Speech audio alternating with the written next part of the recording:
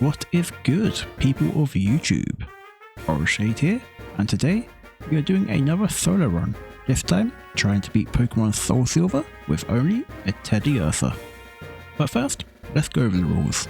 I can only use Teddiursa in battle, but I can catch other Pokemon for an outside of battle use, like HMs or an ability like Pickup, which, now that I think about it, that's actually one ability we can get in this run.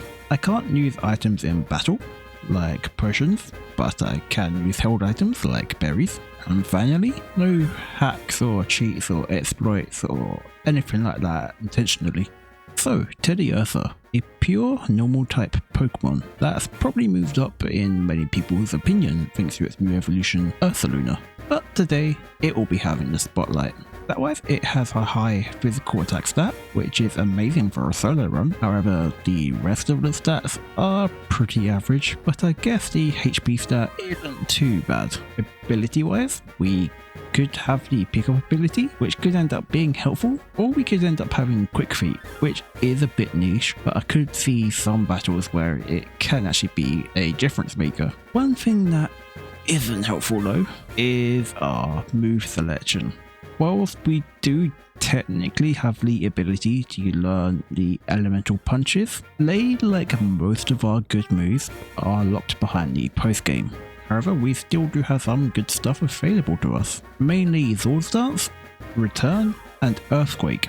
As for how I feel this run will go, I can see the middle of the game being easy, just due to the weird level curve of Johto, but I can see Bruno in the Elite Four being really difficult for us, considering he's a fighting type Elite Four member. Anyway, without further ado, let's do further and begin the challenge. I end up replacing Cyndaquil with Teddiursa so that our rival will have Totodile. I feel any starter would have worked in this challenge. Anyway, I named the Teddiursa Voitech, which I'll be very surprised if anyone knows that reference, but I am so glad I have knowledge of it. Our nature is quirky, so a neutral nature, not the best for us, but not that bad either. Our first battle against our rival is a Scratch fight, but with us having a higher attack stat and having the same type attack bonus, we do end up picking up an easy win, even though we did end up being hit by a crit. After that, we head back to the lab to find our rival stole the Totodile, and a police officer asks us what his name was. So I name my rival after my good friend Bob, or Fiber Optic Robbing. So yeah, go check out his channel. We have to head through Bellsprout Tower before we can take on the gym, which can get us some easy XP and some extra levels. And at the gym, we actually almost get off to the perfect start, with Scratch taking Pidgey to red health, although it does get a sound attack off, dropping our accuracy before going down to a second Scratch. And then Pidgeotto is out next. It's faster than us, so we take our first damage of the battle from Gust as we decide to drop its defense with Leer. We get hit by another Gust as we go for Fury Swipes, but unfortunately it only hits twice, doing just under half health. Gust then crits us, leaving us with only 4 HP, meaning it's imperative for Fury Swipes to not only hit, but also hit at least 3 times, which thankfully it does, to win us our first gym badge. We're now at one of the points of the run that really shows our early issues. We can't hit rock types well. We do have Lick, but it's so weak, I think it's about the same as Scratch damage wise against rock types. However, we do learn Feint Attack at level 15, so it's not as bad as it could be. Bugsy now, and they lead off with Cypher, and uses U-turn to do half health to us, which shows how the rest of the attempt will go. But even though we take out Metapod, Cypher comes back out to easily finish us off. So I want to see if one extra level could guarantee me an extra turn against Cypher, and whilst I do that, I decide to pick up a couple extra defense EVs, more for the future than right now. So I'll get to work fainting a bunch of Geodudes. After that level up, I decide to take on Bugsy again, and immediately we see the difference a level makes. With it not using U-turn, however, it still takes a few attempts for us to get a good run due to bad luck with Fury Swipes. Ironically, in the attempt I do end up winning, Cypher uses U-turn and nearly sacrifices Metapod, as Fury Swipes hits 4 times. Bugsy uses his Super Potion to fully heal it, as we first use Scratch, then Fury Swipes to take out the Metapod. Cypher is out again, but this time uses focus energy to raise its crit chance, as our Fury Swipes hits all 5 times to activate their berry. Python uses quick attack for some reason, taking us down to 13 HP, or Fury Swipes hits 3 more times for the KO, so all they have left is a Kakuna. But as Kakuna can't really do anything, we take it out with 4 Fury Swipes, getting a crit along the way and getting us our second gym badge. We have a rival battle right after, and they showed us Spitefulness as they waste a turn, as we also KO their Ghastly with Feint Attack. Our rival sends out Croconaw, but doesn't know that to win a Pokemon battle, you need to do damage to your opponent, as it just spams Scary Face as we pummel it with Fury Swipes. Last was Zubat, who still doesn't attack as we nearly KO it with Scratch, when on the last turn they finally do a tiny bit of damage with Bite, just before they lose the fight. That was a weird battle.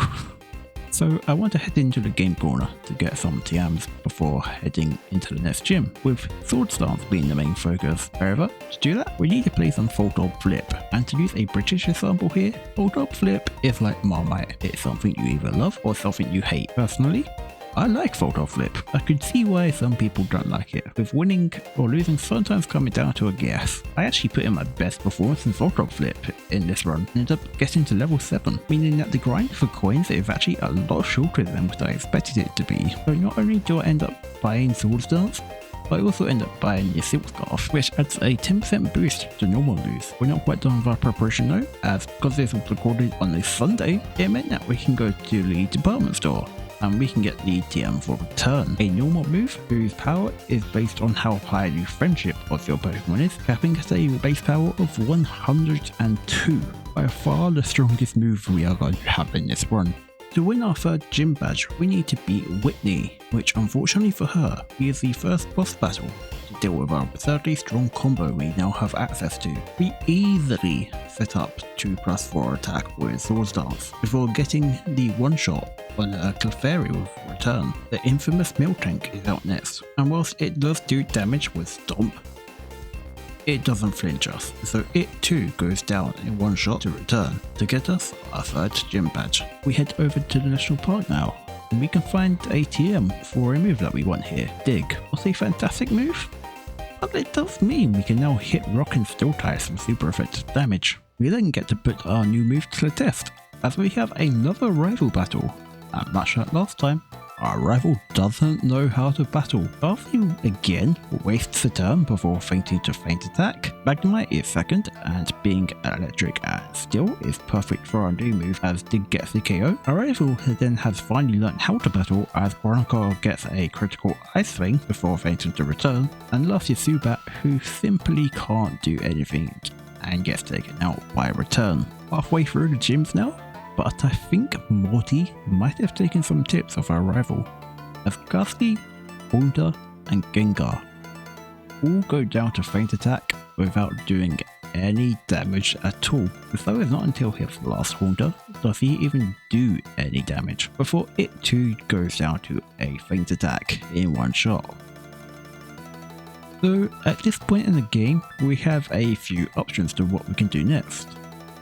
We could go west, take on the Steel Gym, southwest to take on the Fighting Gym, or east to take on the Ice Gym. Considering 2 of those gyms either resist or are super effective against us, I think it's pretty obvious where we're going to be going next. And I mean, it does work out anyway, as we get one of our last moves that we want heading that way, getting Shadow Claw. Heading east, we go to Lake of Rage before we take on the gym, and oh my god, it's a shiny Gyarados! You know, it'd be a shame if someone KO'd it so no one else could get it. After dealing with that shiny Gyarados, we see Lance casually kill a guy, and deciding I don't want to be guilty by association if he gets caught, I decided to go head to the gym instead. At the Ice Gym itself, and we start with a Sword Stance. Icy Wind does drop our speed, but has little impact on the battle, as Steel, Paloswine and Dugong all feint return. Now I'm starting to think Teddiursa is the best Pokemon ever made. Even better than this random Raikou that we ended up stumbling upon on the way to the next gym. Okay, so This next gym battle was unnecessarily stressful. The opening Primeape is not only faster than Wojtek, but is using Double Team to raise its evasion, which causes us to miss return, and it keeps using Double Team until it finally decides to charge for Focus Punch, which will obliterate us if that connects. But thankfully, on the turn it needs to, turn lands and gets the KO. Poliwrath is next, and survives a return, making me think we're gonna get KO'd ourselves, just for it to use Body Slap for a second return ends up securing us the gym badge. You wanna know what's more stressful than the fighting gym? The Steel Gym! From how the fight starts, you'd be forgiven for thinking this was easy, as both Magnemite go down to dig.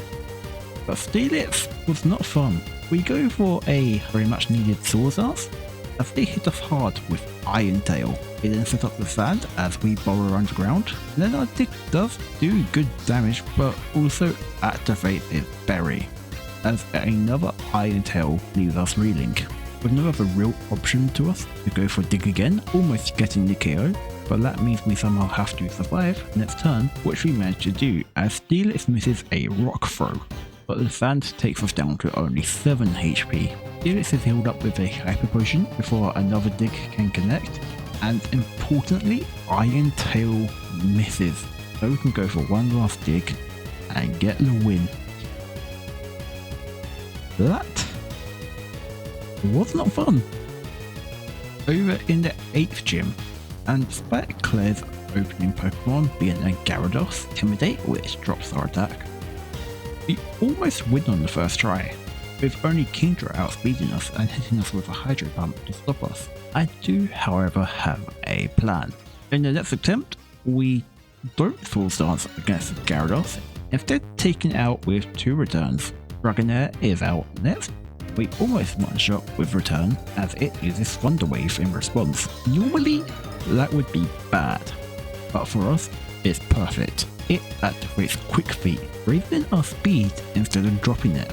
We then use Sword Stance, expecting a Hyper Potion to be used, so that the next turn we can KO the Dragonair with a return.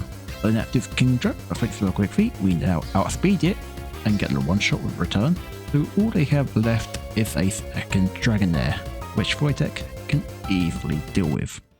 The story drives us away from the boss rush, as we have to watch the Kimono Girls perform a ritual to summon this weird bird that they keep making a big deal about. But all I see is my new HM user.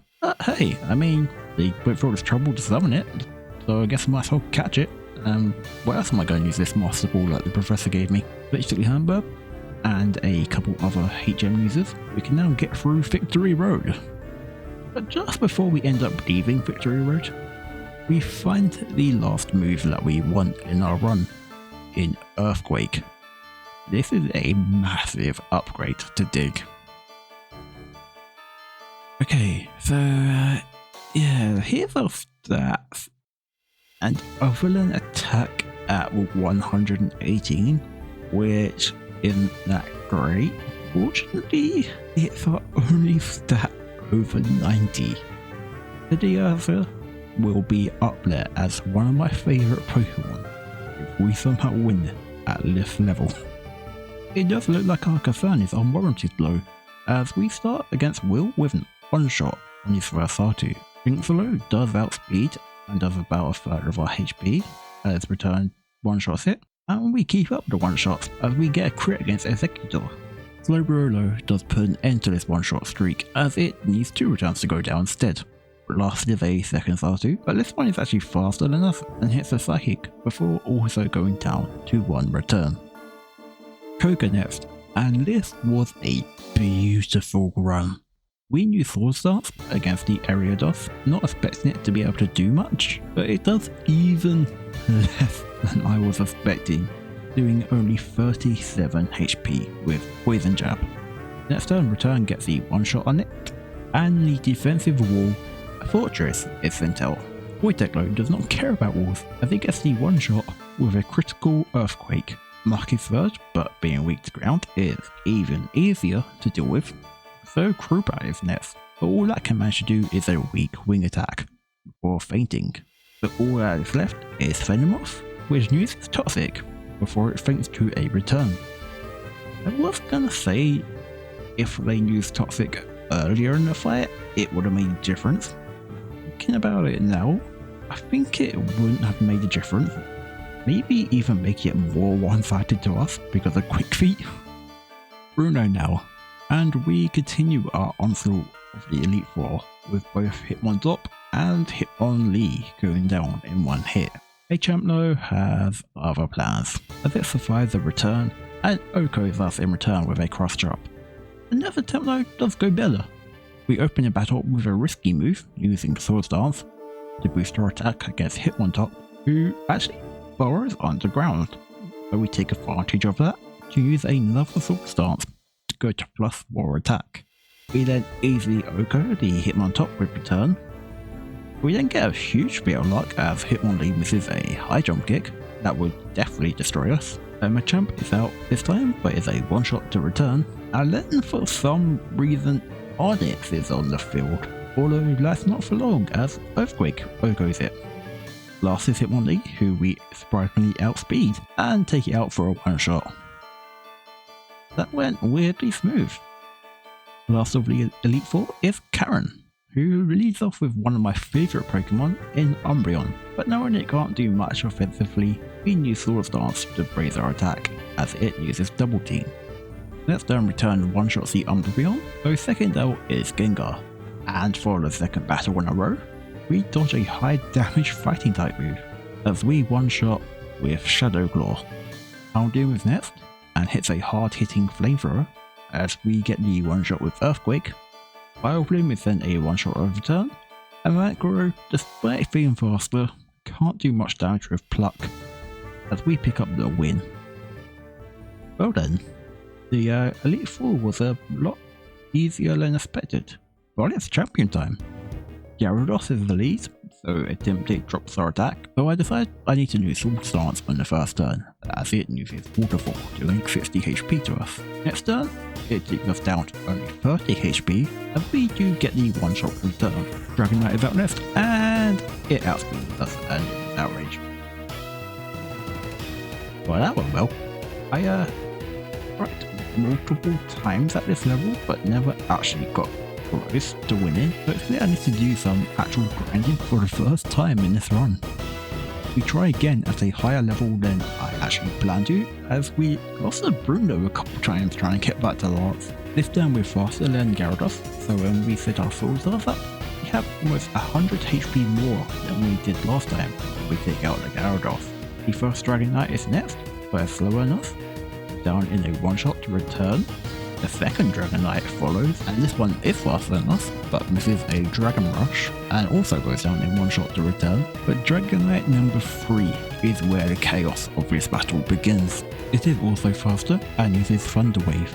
But if you remember back to the Claire fight, this is amazing for us. Quick Feet is now activated, or it would have been amazing for us if we didn't get fully paralyzed twice in a row.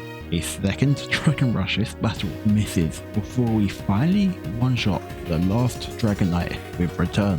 Charizard is next, and normally would be faster than us, but thanks to Quick Feet, we outspeed and one-shot. The last is Aerodactyl, who is part of Rock and resists return.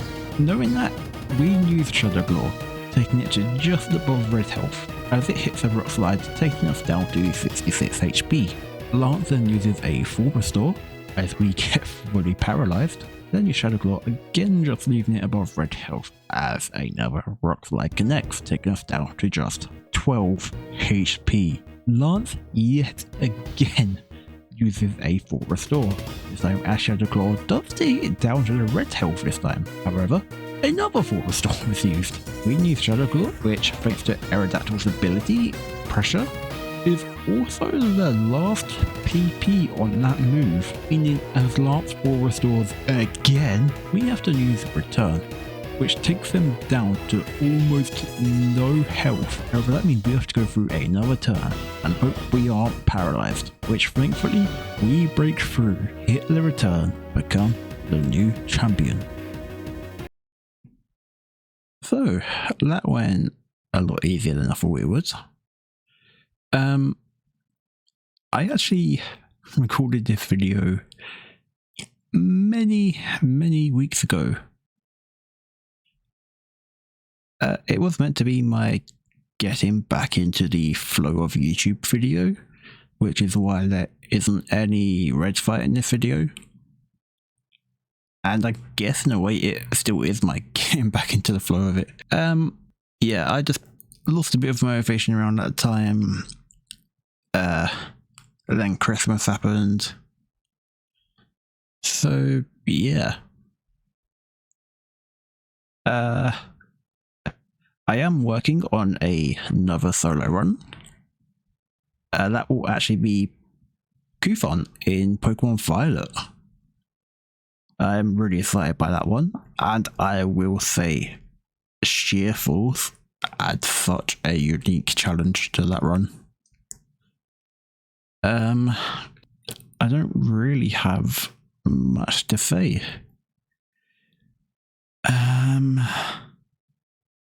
I guess, like I said earlier in the video, go check out Fiber Optic Broadbeam, or FOB. Really great guy. Recently reached 5,000 subs, and it was his birthday on the 2nd, so I guess if you want to, you could send him a happy belated birthday. What else? I don't really have anything else I need to say.